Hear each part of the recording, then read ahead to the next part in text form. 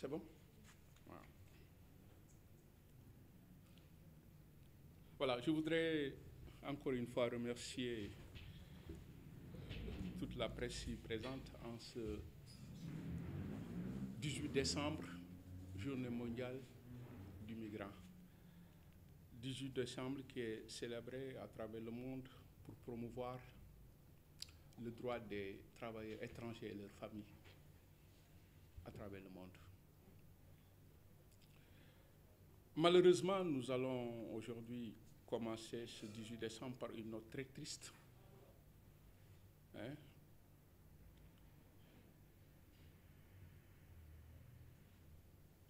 Une note noire, très noire d'ailleurs, qui traduit encore l'échec des politiques d'intégration à travers le monde. Faudrait-il rappeler que les migrants sont aujourd'hui estimés à plus de 281 millions à travers le monde, soit 3,1% de la population mondiale. Ce chiffre augmente chaque année de 2% malgré les lois oppressives et répressives qui sévissent dans les pays d'accueil.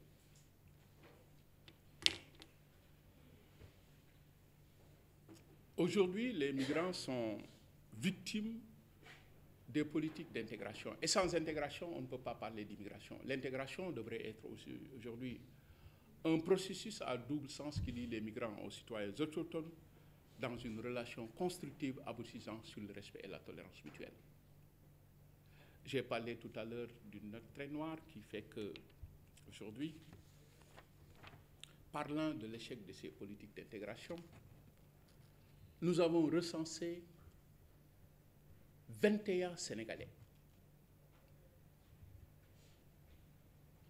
de l'extérieur assassinés ou retrouvés morts dans des circonstances troublantes en 2024. Donc vous voyez avec moi que ce chiffre est alarmant. 21 Sénégalais retrouvés morts dans des circonstances troublantes ou assassinés à travers le monde.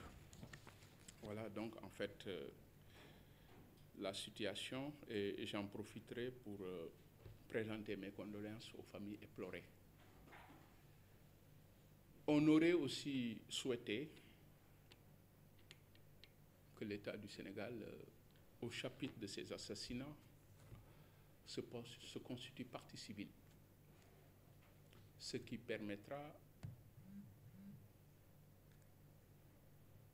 au pays d'accueil, au procureur du pays d'accueil, parce que si le procureur s'autosaisit, ça permettra au procureur du pays d'accueil d'ouvrir une information judiciaire, ne serait-ce que pour soulager les familles. Dans un tout autre registre aussi, la mise en place d'une cellule de crise pour un suivi psychologique des familles. Et c'est la raison pour laquelle nous avons ici,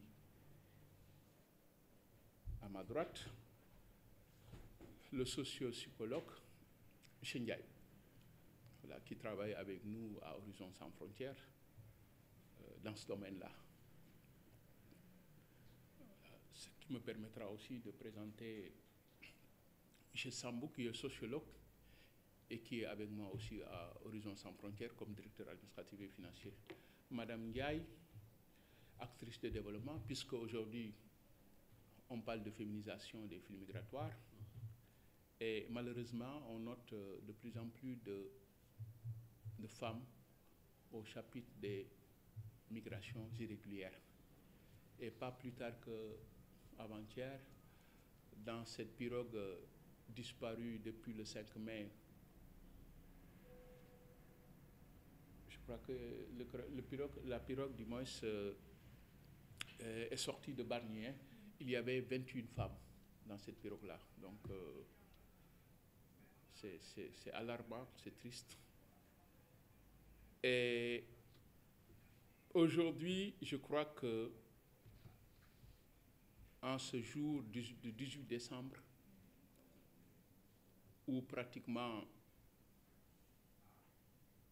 toute l'Europe, pour focaliser le débat sur l'Europe, parce que le sol migratoire est vers l'Europe, où l'Europe a adopté depuis le mois de novembre, depuis le mois d'avril, le pacte sur l'immigration et le droit d'asile. Un pacte inhumain qui risque encore de créer beaucoup de tensions géopolitiques liées à l'intégration de ces migrants. Aujourd'hui, nombreux sont les migrants qui, pour faire le regroupement familial, rencontrent d'énormes difficultés, alors que tel ne devrait pas être le cas. Le droit à la santé pose aussi problème dans les pays d'accueil. Et il faudrait que l'Europe quand même revoie sa posture sur la santé mentale, surtout de ces nombreux migrants aujourd'hui qui vadrouillent dans les pays européens et sans aucune assistance spécifique. C'est l'occasion pour moi aussi d'interpeller les pays africains sur cette problématique-là. Et bien d'autres problématiques qui ne devraient pas en principe se poser si l'on sait que l'immigration est aujourd'hui un facteur d'équilibre social et économique. Les pays européens le savent mieux que nous. Seulement, il y a toute une hypocrisie dans la gestion de ces flux migratoires-là. Et l'Espagne l'a compris. Tout récemment, l'Espagne, Pedro Sánchez, à la grande surprise de ses homologues européens, a annoncé une vague de régularisation en Espagne. Je crois qu'aujourd'hui, c'est l'occasion de relancer le débat sur tout cela. Dans un tout autre registre aussi, on ne peut pas parler de Journée mondiale des migrants aujourd'hui sans parler de l'actualité mondiale, de l'actualité migratoire qui a été majoritairement et largement dominée par ces drames. Ces drames qui se succèdent et qui se répètent. Ces drames qui endeuillent tout le continent africain. Je rappelle qu'entre 2014 et 2024, on nous parle de plus de 30 000 morts. Et ce n'est que des approximations. En termes de valeur absolue, le chiffre est beaucoup plus élevé. Déjà en 2024, au mois de mai, juin, on parlait de plus de 5 500 morts et des disparus. Ceci devrait nous interpeller.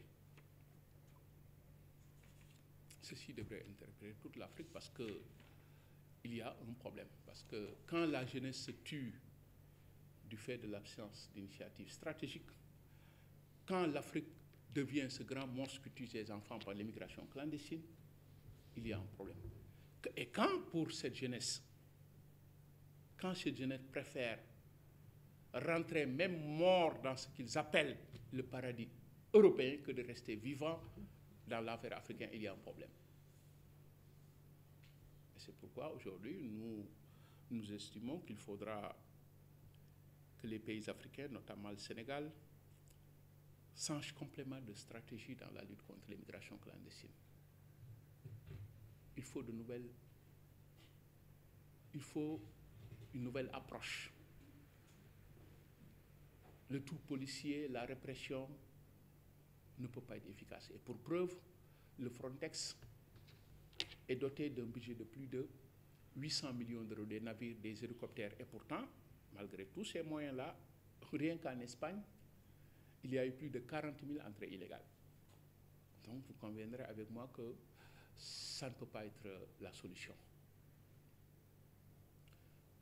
Un pays comme le Sénégal, quand même, qui est un pays à tradition migratoire ancienne, il faudra, je crois, s'attaquer plus à nos pesanteurs socioculturelles, au-delà des causes économiques, le chômage endémique, les tares de la mauvaise gouvernance qui obstruent les perspectives d'épanouissement, les couches les plus vulnérables, l'arrivée de ces pêcheurs, cette nouvelle donne.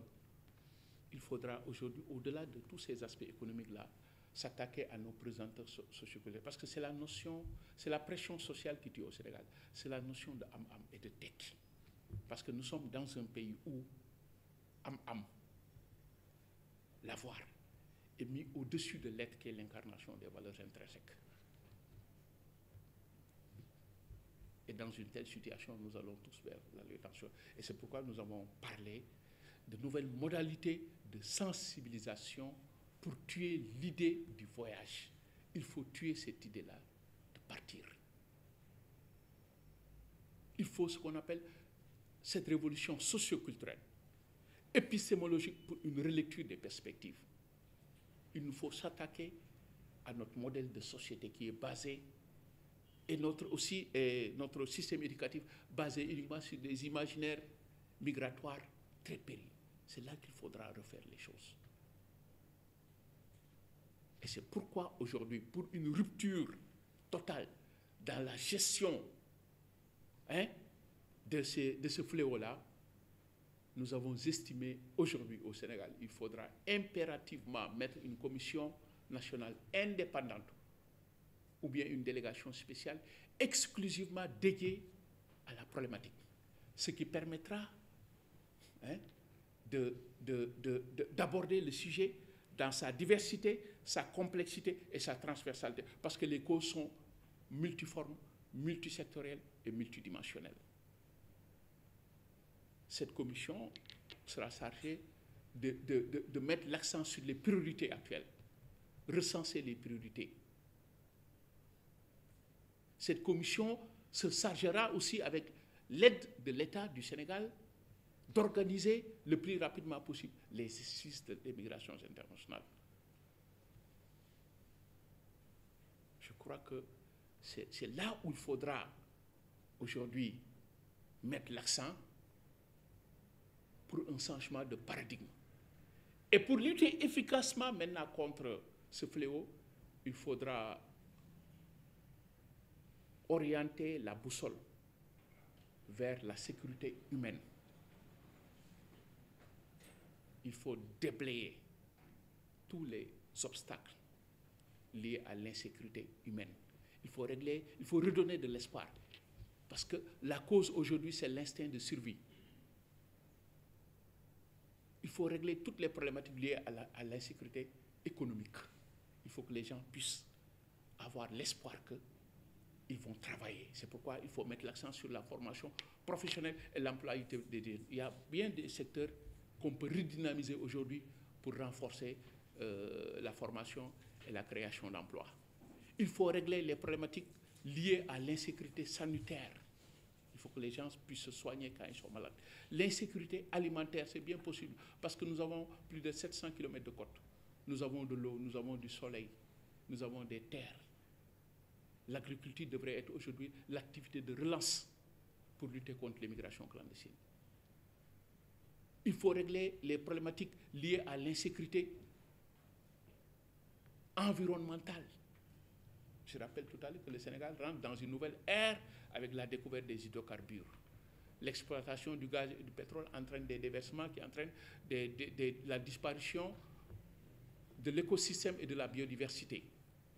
Il y a des problématiques liées aux questions environnementales. Il faut régler ces problématiques-là, parce que l'environnement fait partie de l'épanouissement d'un être humain. Il faut régler les problèmes liés à l'insécurité judiciaire. Combien de jeunes aujourd'hui ont péri en Méditerranée parce que tout simplement menacés par le régime sortant. Donc je crois que quand on focalise le débat sur la sécurité humaine, on pourrait rétablir l'espoir et réduire des risques à des proportions tolérables. Voilà donc ce que nous pensons comme solution alternative par rapport à ce fléau qui aujourd'hui endeuille tout le Sénégal. Je voudrais aussi aborder la question liée à la situation actuelle des migrants, surtout en situation irrégulière, aux États-Unis, avec les menaces de Donald Trump. Donald Trump qui menace d'expulser tous ceux qui sont en situation irrégulière. Ils sont estimés entre 11 et 12 millions de migrants aux États-Unis. Et cette situation risque de créer beaucoup de tensions, surtout dans les pays comme le Sénégal. Et ces menaces de rapatriement constituent une violation des droits humains. Parce que les États-Unis ont un statut particulier. C'est une terre d'immigration formée par les migrants, par des migrants. Les premiers migrants se sont installés en 1607 à Jamestown.